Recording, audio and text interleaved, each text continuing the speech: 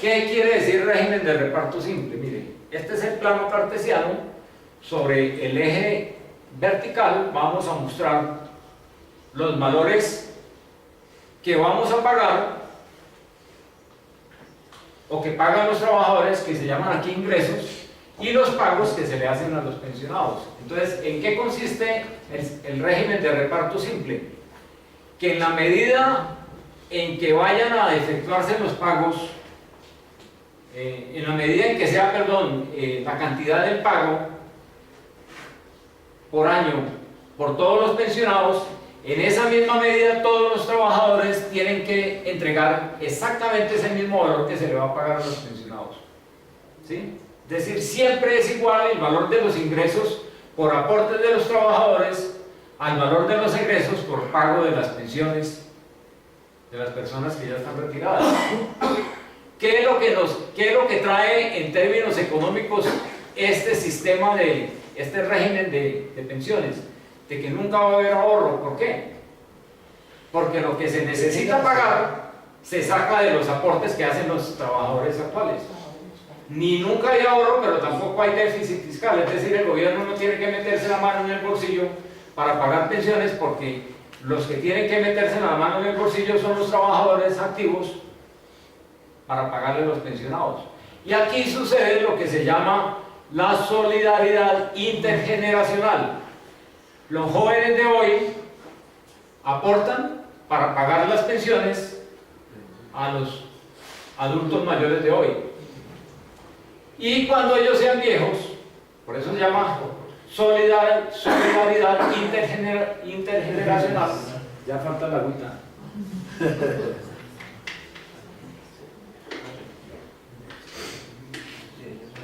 Los jóvenes de hoy van a ser viejos en mañana, ¿no? ¿Quiénes le van a pagar en el sistema de reparto simple? Pues los trabajadores jóvenes de esa época.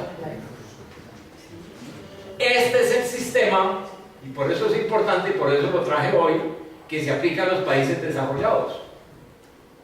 Es decir, Estados Unidos está aplicando eso, Alemania está aplicando eso, todos los países industrializados están aplicando el régimen de reparto simple fundamentalmente.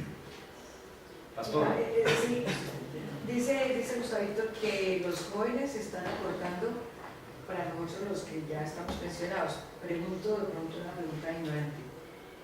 Entonces, todo lo que nosotros aportamos durante el tiempo que trabajamos no es una plata que, porque a ver, yo siempre he dicho, la pensión no es un regalo, la pensión nosotros nos la fuimos construyendo y fuimos pagando mes a mes la pensión que hoy tenemos. Entonces, no me queda claro. No, es perfecto. Lo que pasa es que en el periodo de hoy nosotros somos pensionados y recibimos los pagos, y los trabajadores son los que reciben los ingresos. Pero cuando nosotros éramos activos, nuestros ingresos pagaban las pensiones, las mesadas de los pensionados. Es decir, hoy es periodo 1, ¿sí? Nosotros somos los beneficiarios de los pagos, y los que deben efectuar los pagos son los trabajadores.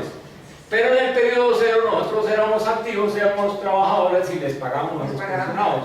Y en el periodo 2, en el futuro, los jóvenes de hoy van a ser pensionados y a ellos les van a pagar los jóvenes del futuro, ¿sí?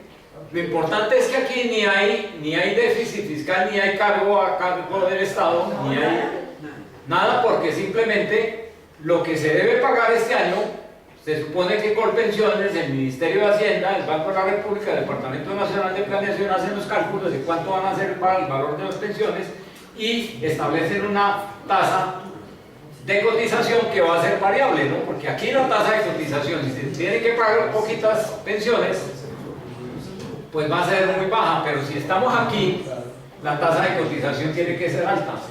Pero los fondos de pensiones como que se van a desaparecer. No. Lo que pasa es que los fondos de pensiones son un invento que empezó en Chile bajo una dictadura, la de Pinochet en 1981, que le da mucha plata, y eso también, vuelvo y repito lo que he dicho, lo vamos a ver posteriormente, que le da mucha plata al sistema financiero. Hoy tienen 75 billones de pesos en solo fondos de pensiones obligatorias. Mientras que el Estado está pagando algo así como 35 billones de pesos anuales para pagar las pensiones que están a cargo del Estado. Y es que la cifra es concluyente: de 2.100.000 pensionados, solamente 70.000 pensionados son de fondos privados de pensiones. Y eso porque el 70% son pensionados por invalidez o por sobrevivencia, porque si fueran pensionados por vejez no llegan ni siquiera a 30.000. Mientras que si uno va a ver los pensionados por vejez que están a cargo del Estado, superan ampliamente el 1.500.000 pensionados. Entonces, como decía Carlos Porcio Tolora hace muchos años, y lo siguen diciendo algunos entendidos en el tema, lo que hizo la ley 100 fue darle el huesito al gobierno con el seguro social, y por eso se le agotaron las reservas, y dejarle la carnecita a los fondos privados. Claro. Porque es que los fondos privados tienen ya mucha plata. Es más, van a tener tranquilamente, en el término de 3 años, van a llegar a 300 billones de pesos, y eso es mucha plata. ¿Qué hacen ellos con esa plata? Pues compran las empresas en Colombia. Y lo más triste, y una de las cosas que tenemos que luchar en una próxima reforma pensional, es que se acabe eso de que en las juntas directivas de los fondos privados de pensiones no hay trabajadores que estén representando a los que están entregando la plata. Eso es una cosa que no tiene absolutamente ningún sentido. Porque ¿quién es la plata de los fondos privados de pensiones? De los trabajadores. Entonces, en las juntas directivas de los fondos privados de pensiones deberían existir, la mayoría deberían ser trabajadores. Sin embargo, no es así. Ahí está el sector financiero. Por eso es que al señor Luis Carlos Sarmiento Angulo le gusta tanto el negocio. Pues claro. Del sector financiero, incluyendo el negocio más pulpito, porque el negocio de los fondos privados de pensiones ya es mucho más importante que el negocio de los bancos. Claro. Miren, les doy una cifra. La cartera total del sistema financiero en Colombia ya es de 350 billones de pesos, millones de millones. Todo lo que el sistema financiero le presta, incluyendo bancos, corporaciones financieras, compañías de financiamiento comercial, son 350 billones de pesos. Y ya vamos en solo fondos privados de pensiones en la mitad, 175 billones. Y de aquí a 5 años va a ser mucho más la plata que tienen los fondos privados que lo que tiene de cartera el sistema financiero. Es decir, van a ser mucho más poderosos financieramente los fondos privados de pensiones que los mismos bancos y los mismos intermediarios financieros. Ahí no va a ser importante el Banco Popular, Luis Eduardo, ni Itaú, que va a ser, ni Banco Bogotá, ni el antiguo Banco Londres y Montreal, ni quién más, bueno, ni aquí, Ni el Banco de la República. ni el Banco de la República. Nada. Ustedes saben, otro dato, ustedes saben cuál es la cantidad de dinero que circula por cuenta de que el Banco de la República lo crea. 82 billones de pesos. Es decir, los fondos privados de pensiones tienen 2 veces lo que pone en circulación, lo que tiene puesto en circulación hoy día el Banco de la República. Y después se preguntan que por qué hay tanta inequidad en este país. Exactamente. Y después se preguntan que por qué el doctor Juan Manuel Santos tiene tan baja popularidad. Pues porque todos le hacemos fuerza a que su principal bandera, casi que la única, diría yo, del tema social, que es la paz, pues sea un hecho. Pero si uno va a ver lo que es el tema de la inequidad, el tema de los vendedores ambulantes, el tema del... Ayer estaba viendo en el sitio el tema del visitaxismo. Es que los 15.000 visitaxistas que dicen que existen en Bogotá son visitaxistas simplemente porque no hay empleo. Claro, lógico. Y el empleo no lo hay porque este país es el tercero más inequitativo de Latinoamérica. Solamente nos gana Guatemala y Haití, y el séptimo más inequitativo del mundo. Entonces, ¿qué otro país vamos a tener? Y preguntan por qué hay guerra en este país. Exactamente. Y los mismos militares, mire, los mismos militares a mí me lo han dicho. Desde que haya hambre en el campo, siempre va a haber caldo de cultivo para la guerrilla o para los grupos armados que fuera de la ley. Porque es que el campesino aguantando hambre, como está pasando en muchas partes de Colombia, la gran mayoría, pues tiene que salir a hacer otra cosa. Entonces, o el gobierno cambia el modelo, y yo no veo conflictos si no hay cambio de modelo económico, o este país es inviable y va a seguir siendo inviable. Y no lo van a cambiar. Exactamente. Y cada día se Bueno, sigamos. Así está por el ejemplo de la paz. Prima media escalonada. Explico, nuevamente sobre este eje vertical vamos a mostrar los valores que se reciben por pagos, por reservas más ingresos. También vamos a mostrar la prima o la tasa de cotización que está sobre el eje vertical, pero a mano derecha. Entonces, ¿qué es lo que está diciendo acá? Inclusive aquí hay un problema, y es lo siguiente. Esta parte de ingresos se muestra, es más o menos así. Por encima de pagos, va así por encima de la línea, llega acá, se encuentra con el valor de los ingresos, el valor de los pagos, perdón, vuelve a ser inferior, y cuando es inferior, entonces el gobierno dice hay que aumentar la tasa de cotización.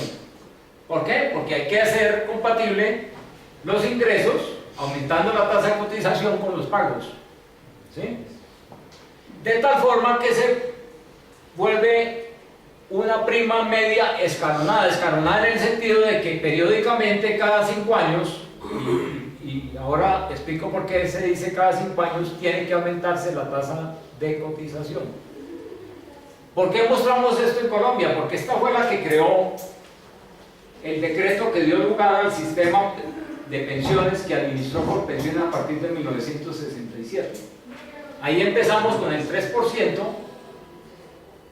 perdón, con el 4.5%, 1.5% a cargo del trabajador, 1.5% a cargo del empleador y 1.5% a cargo del Estado. Y cada 5 años iba aumentando hasta llegar al 22% por allá en 1985. ¿Qué pasó? Que eso no fue así. Que se estableció como norma, pero nunca se cumplió porque el primero que faltó a la Corte fue el Estado. El Estado nunca aportó. Y por allá en 1973, porque esta fue norma en 1967, crear la prima media escalonada, para que siempre estuviera bien fondeado el sistema pensional en Colombia, que administraba únicamente, recuerden, en esa época solamente el Seguro Social. Pero, por allá en 1973, como el gobierno se le hizo complicado, entre comillas, dijo, pues no, por norma el Estado deja de aportar y los únicos que aportan es el trabajador y los patronos. Y esto fue así, o esto ha seguido siendo así. Y entonces, y entonces debería ser el trabajador y los empleadores los que manejaran esa plata y no el gobierno. Y el gobierno siguió chupándose esa plata y robándole al Seguro Social hasta que lo quebró. Y ponen las condiciones, y aumentan la edad, y hacen lo que les dé la gana. Sí, es más, hubo un senador que estuvo en el debate de la ley 100 que dice que hubo un señor actuario de nombre Rudecindo Olmos que demostró actuariamente, y Marlene me entiende muy bien, que el sistema del Seguro Social estaba completamente fondeado. Estoy hablando del debate de la ley 100, que fue proyecto 155 del 92. Este señor Olmos demostró, el actuario, porque el gobierno llega a hacer lo que siempre hace, a decirle mentiras a los congresistas. Pero resulta que como los congresistas, y ahí estaba inclusive Alfonso Angarita Baracando, porque para que en ese momento hay que reconocerle que estuvo muy al lado de los pensionados. Estaban Carlos Corcio Talora, también de senador de la República, estaba este otro señor en Cámara, este otro amigo que es de Fusagasugá, Samuel Ortegón. A ellos le llegaron a decir un poco de mentiras, que el Seguro Social se le iban a acabar las reservas a los no sé cuántos años, y llegó Rudecindo Olmos y les demostró que eso no era cierto, con un estudio actuarial, es decir, un estudio matemático serio, de que eso no era cierto y que el Seguro Social era viable. Lo que pasa es por qué el Seguro Social se queda sin plata en el año 2003, 2004. Pues porque los aportes de los nuevos empleados se los empezaron a hacer, fueron a los fondos privados, mientras que el pago de los pensionados se les recargó únicamente al Seguro Social. Entonces vuelve el cuento de que al gobierno se le dejó el huesito y la carne se dejó en los fondos privados. Lógicamente, un fondo, así tuviera la plata que tuviera, a pesar de lo que pasó en el BCH, dicen que el gobierno perdió mucha plata metiéndole plata a las pensiones al BCH, etc. A pesar de toda la corrupción que se dio con la plata del Seguro Social, la plata aguantó hasta el año 2003. ¿Pero por qué? Porque simplemente el seguro pagaba a los pensionados y la plata, la mayoría de la plata que se recibía por nuevas contribuciones fue a favor de los fondos privados de pensiones. Pero estos señores, en el debate de la Ley 100, demostraron que si únicamente se siguiera con el régimen público, es decir, que se hiciera una reforma que se llama paramétrica, es decir, que se hiciera una reforma a la tasa de reemplazo, una reforma a la edad de pensión, a la tasa de cotización, con una sola reforma paramétrica, dejando solamente el seguro social, el sistema pensional en Colombia era completamente viable hacia el futuro. Lo que pasa es que el gobierno metió presión e hizo aprobar los famosos fondos privados de pensiones. Ustedes ya saben para quién. ¿Quiénes financian a los congresistas? Los banqueros. Por los banqueros, los dueños del sector financiero. Entonces, pues tenían que darle su contrapartida y fue dejarlos metidos en el tema de las pensiones en Colombia. Y como teníamos un antecedente que fue Chile en el año 81 con Pinochet, de que allí también se habían metido los fondos privados, entonces pues dejaron meter los fondos privados acá. Lo único cierto es que nosotros fuimos el segundo país en Latinoamérica que aprobó el sistema de los fondos privados de pensiones. Ni siquiera México, que fue despuesito de nosotros, ni siquiera Argentina aprobó esa entrada al sistema pensional de los fondos privados de pensiones.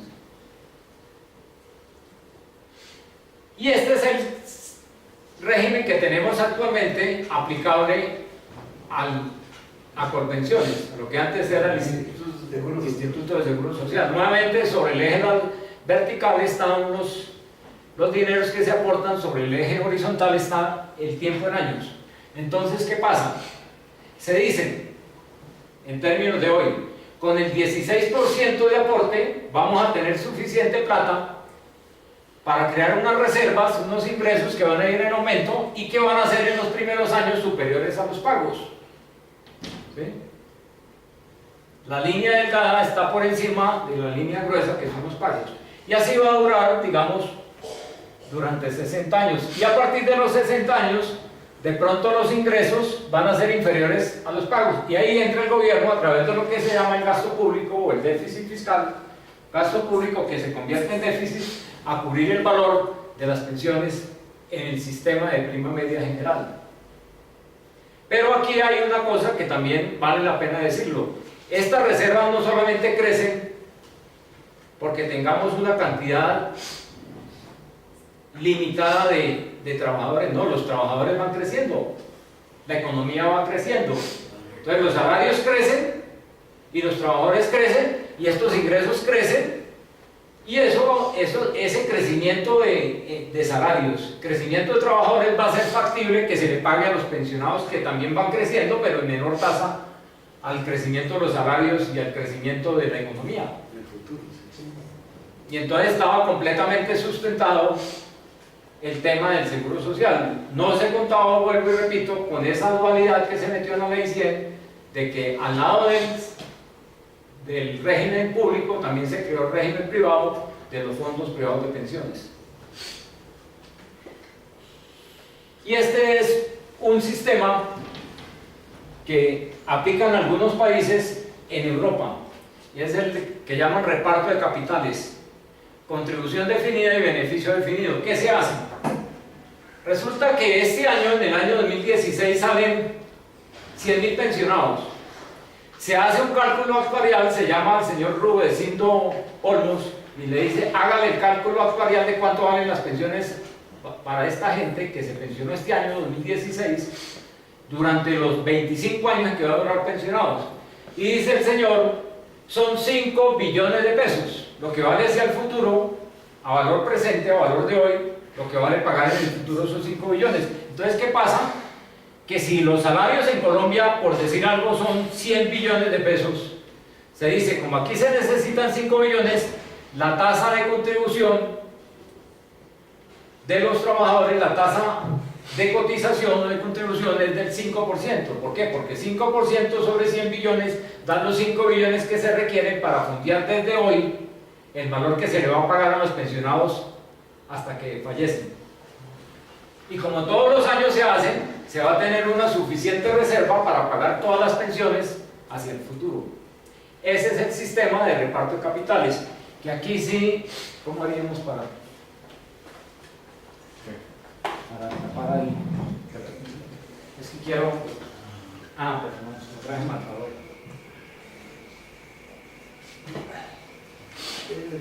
Hacemos una pequeña interrupción.